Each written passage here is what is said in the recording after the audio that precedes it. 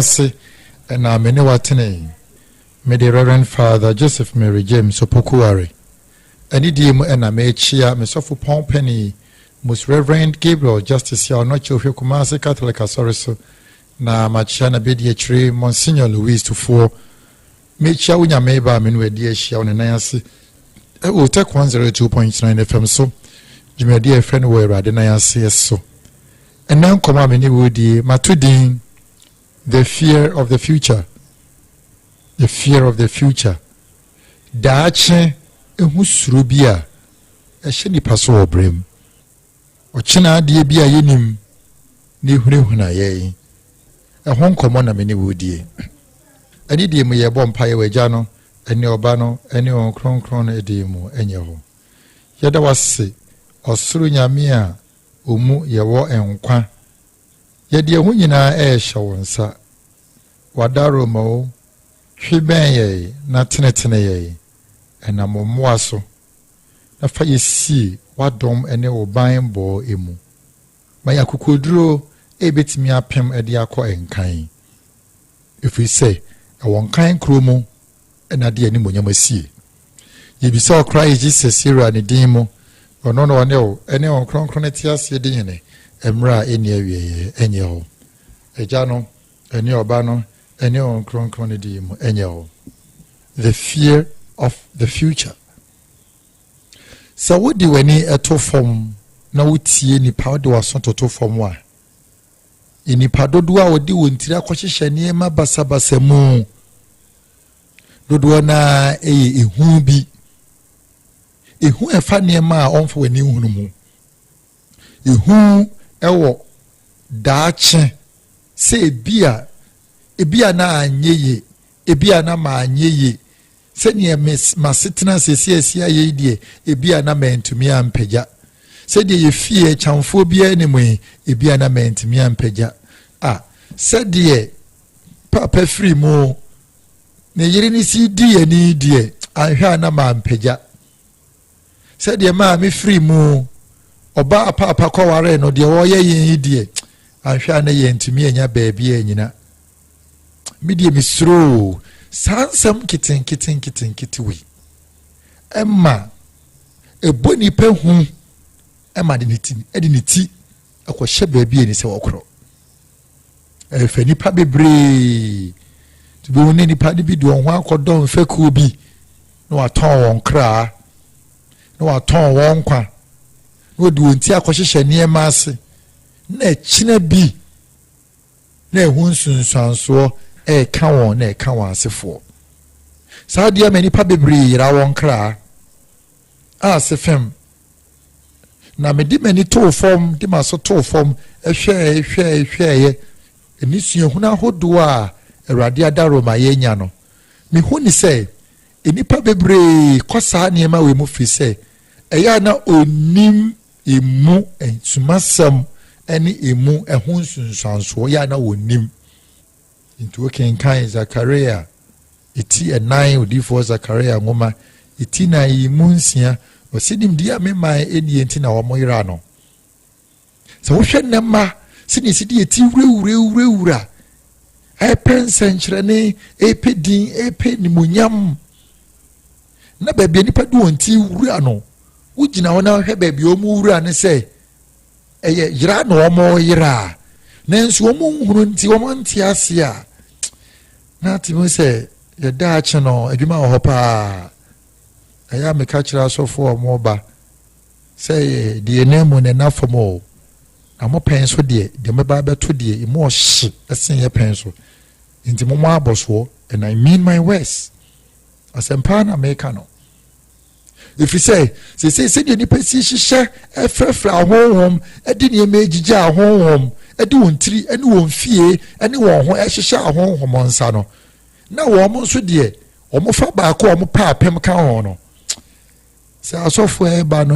nyina ye na o mo aboso a ebe dene na ni nyina ne se ihu na makapa me se brain nim de ani ho ihu to nipa so when there is insufficient knowledge fear can control me no hwe ne mensia bi ne de asua de didi kan a me sani mo ne say the future does not have a threatening authority. The future does not have a threatening authority.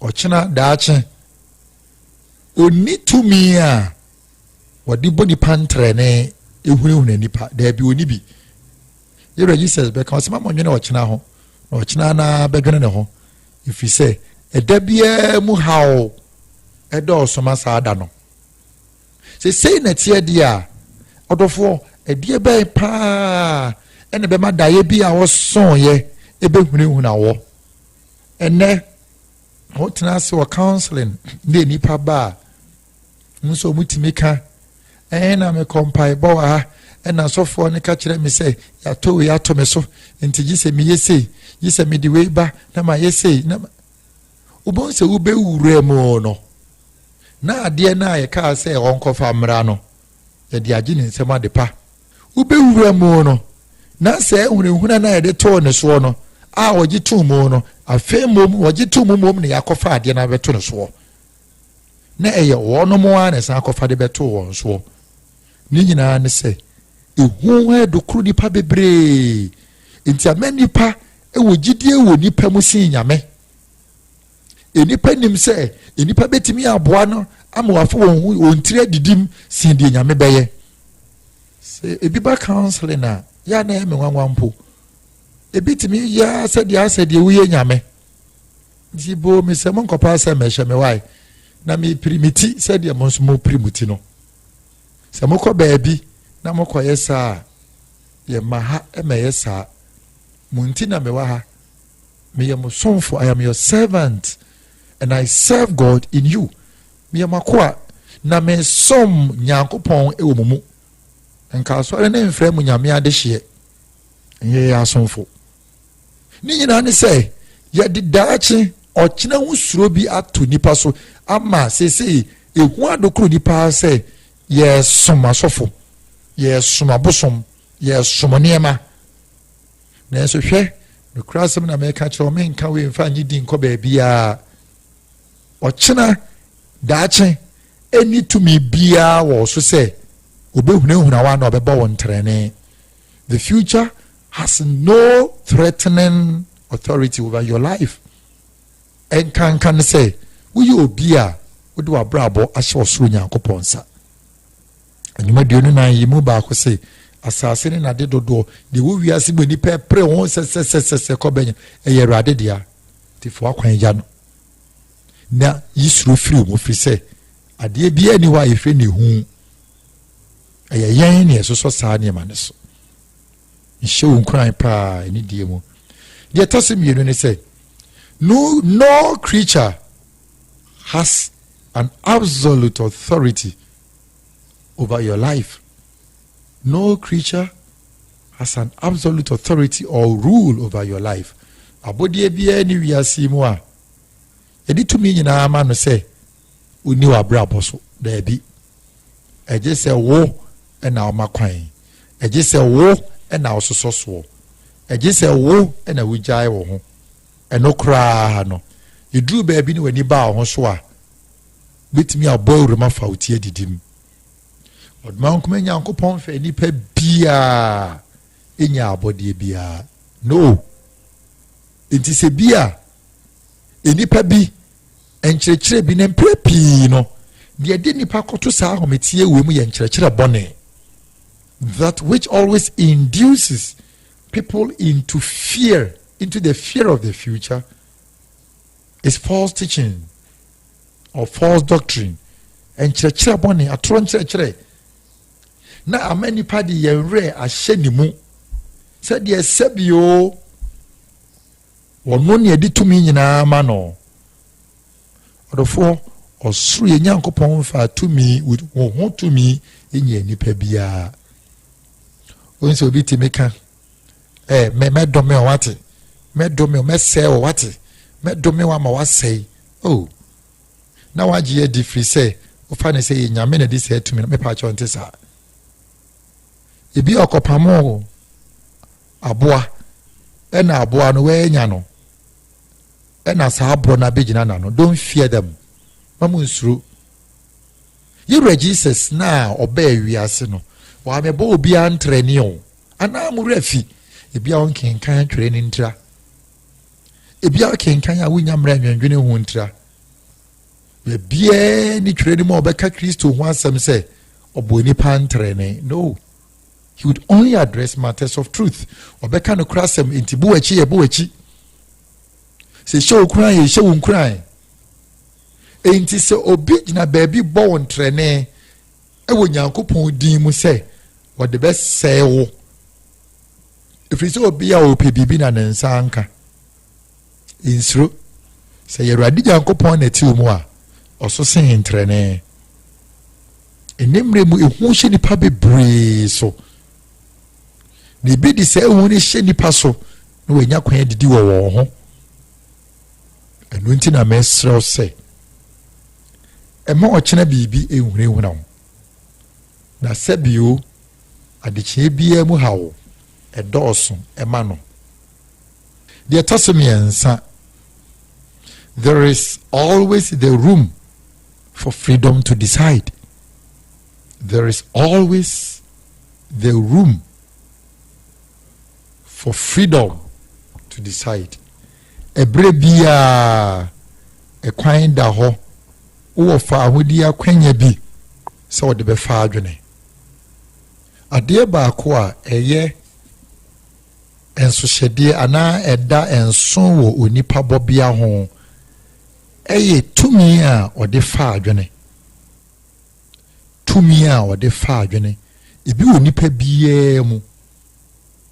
Enti sɛ kɔba sɛ nneɛma pagya, nneɛma afoforo, nneɛma mmene wa ɛhɔ yɛ fa adwene.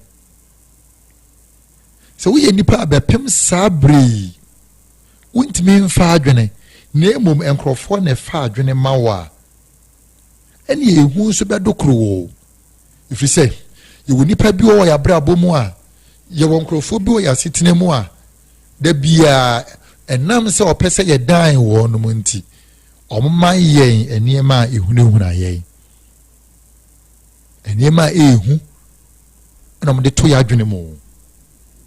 Ɛno nti bɔmmɔden bi a bɛtumi sɛ wankasa bɛfa adwene no kurasɛm ne sɛ ebi wa wɔfa adwene na ɛmfa insisi so sɛdeɛ wɔpɛ no ane ɛnyɛ mmerɛ nyinaa ɛna nneɛma bɛsisi so saa. Nti sɛ woyɛ na sɛ amfa san yɛ bio san bɔ ho so bio hyehyɛ adwene no yie. Nipa bebree wɔ wiase mu wɔn abɛbubu ntam. Ɛnam sɛ wɔn abɛbubu ntam nti ɔtamfo no hunu. Enti wɔn mu yɛ biribiara wɔde adwene a sɛbio ɛyɛ adwenfin ɛna ɛbɛbata ho. He will always negate your decisions. Ade a woyɛ mu ntimi. Ebinom koraa deɛ ɛtimi adi wɔn adwene mu dɛm a sɛ wɔte ne wɔ wɔn asom. So obeye biribi a wɔte ne wɔ wɔn anom asom. Ebi so daeɛ na ade a wɔn yɛɛyɛ na anyɛ yie ampa nso bo nsɛ atɔ ne tirim na anyɛ yie firi sɛ ɔkɔ de suro na ɛkɔ. Nanso mɛ yɛhyɛ wo nkuran bi sɛ adeɛ bi a wɔyɛ a ɛhyɛ ase ehunu na ɔbɔ wɔn ntrɛnee no ebɛyɛ yie ntira. I'm a living testimony. Nkurɔfoɔ bebree so yɛ adansefoɔ sɛ ampa adeɛ bia a woyɛ ebɛyɛ yie, adeɛ bia a woyɛ ɛde animonyam bebree nyame, adeɛ bia a woyɛ ɛde mfasoɔ bɛbrɛ ne afoforɔ no ɛyɛ ɛtɛhyia ntrɛnee wɔ kwan so. Ebi a wɔayɛ na saa ntrɛnee ne yɛ die ehu paa. Nse wonya kokoduro ka wo sisi so sene w'ani na ɔka kyerɛ wo ho sɛ onsuro obɛpem akɔnkan kɔpem sɛ ɛbɛbɛ mu a ɛno ne ɛfrɛ ne sɛ the freedom to decide. Ɛno ne ɛfrɛ ne fa ahodi a yɛde fa adwene. Sɛ wontumi nhwɛ saa nneɛma wei wɔ abrabɔ mu a kafra ɔdɔfoɔ nkurɔfoɔ bɛbɔ bra na ma wo. Nkurɔfoɔ bɛbɔ ɔbra ma wo na wɔde wɔn tiri mu pa ato adwene mu na abɛyɛ adwuma ama wo na abɛsom wɔn na abɛyɛ wɔn akoa nanso on fa de pebia or emma da. You are seeing them mono, fetch me o sanity. Into a brave beer or brem, empokra, swadding kaba, and a handcuff egu in sampa. You still have the freedom to decide. Who are Jenny, so who found this of a fagene? A Jenny be piano bra con kind. And obey me and this war a day and cabegu and sadie. Then so be ain't me fan cabengu adrenim, a just open so. One peninsula NC. Paul Sembi was in Sempa Canenti, Bigun Cabem, then soon Sempana dear, Untimin Fengun Cabem. And that was a serious statement. Sana Yasia Brabo Tie. Before Sana Tie. Ufa Hudia dear. Or town for no credit to me. Fa Hudia de Fadrene, or town for no credit to me. A near me rather my yen ni pa on ye no ba no. The freedom to decide. Ba the free will and on sinyamenye. Ye tosubiu a divine gift unyame achede no so onye. Say be from say be doom say so be kata. Ejina wo so. Ejina fa hudi a edi ama wo no adwene a wo de fa so. Bo say akora ketwa wo siso. No peja kama onuru ba bia no apeja fefefefefef saa nso be hunu panimu bi osi so nye ne obo emfa na awai otare na awai wo hihye na adwiri. Sometimes the freedom to decide becomes problematic. Idru ba bia adwene a yede fa hu de hihye adwene no eya na wo how bi de toso enai. You are who you want to become. You are who you want to become. The nipa be kan fa wo ho. Enya asem bia sa.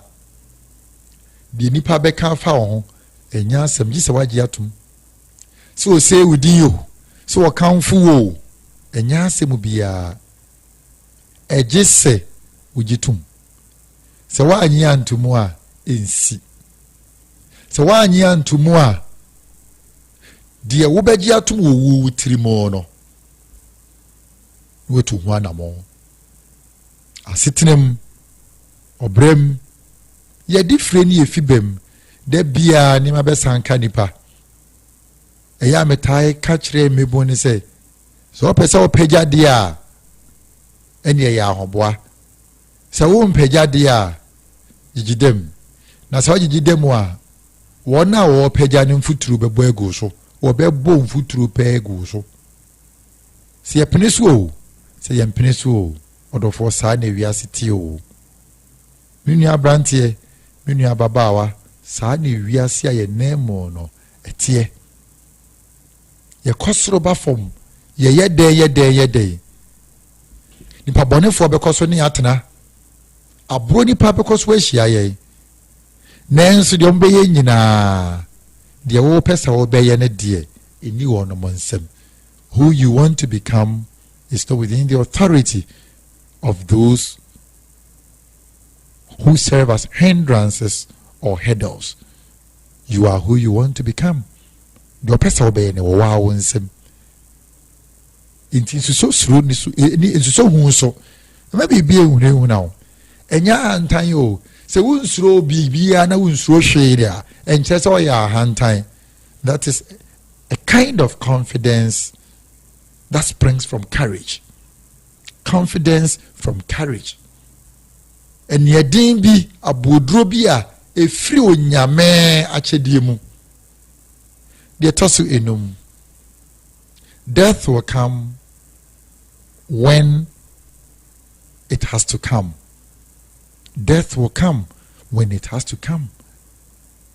Enipa bebre esru say so wayere wo ho a yibeku omato atwene odofo iwu beba obeba uwu obeba no obeba woni mrem ni bi se wasem bi o anidie mu abroad man kuma nyankopon won hyira bi di ma wo wenkum atamfo na emo watamfo anim insurance shasi ededi wama wadwen pa bi wama nimdie bi wama ahoɔden bi wama wunyansa bi sɔre na bɔ ho so a wusi wusuru sɛ wobɛpagya wuti anhwɛ a ne nipa ko ato atwene de ɔde we ni nyina ma wɔ ne nim sɛ watamfo wɔ hɔ ɛna ɔde ma wɔ ɛnse wuni gidie wɔ ni mu a wɔsi sɛ wusuru wɔ no mu a bidi wɔn ho suru bɛtɔ so ɛyɛ akenkan Jeremiah eti baako yi mu nkono sɛ wusuru mu a bidi wɔn ho suru bɛtɔ so Joshua eti baako yi mu nkono wɔsi men kan kyerɛ sɛ yɛ den na yɛ nam. Have I not commanded you to be strong and tough? Intimia odofo iwiase bra ye bone de se obunye duru a ehu be mene wato ne yam na hwe a wompie bio se wudi wuachi a wompagya amede de menim amene se yampa se wo beba ne mremu ne wonya maaye ne de yo bo ho so pa ye di obetumi fri se eye wo modin momo ene oduma nkoma hyehyɛ animonyam wo modin momo ene onyankopɔn wa hyehyɛ ne mapa emfo ani ntu wu so owo ye nipa mfaso se obo obre ya owo beba be ya so twen se ototo papa so a ifri se owo ye pona onipa biya wuremu e komra ye ne awieye mu. Death is the gateway to eternity, nothing more, nothing less. So become who you want to become. The chatwo imrenti I mean they sorry for and they say you are the captain of your own battle. You are captain of your own battle. The usuru enam se uhunu ye die enkrofo aka dia to so ni nyina wa ubremu wo yo bremu sahene unyo say wa hyehye wa brabo if you say so obi hyehye wa bra ma wa uhunu so hwe if you say nya wo dia obi hyehye wa bra ma wa unya eme wo dia da if you say nya wo dia nya wo dia na nya wo dia nso if you say uhunu so hwe di obi a hyehye eyo no ane dia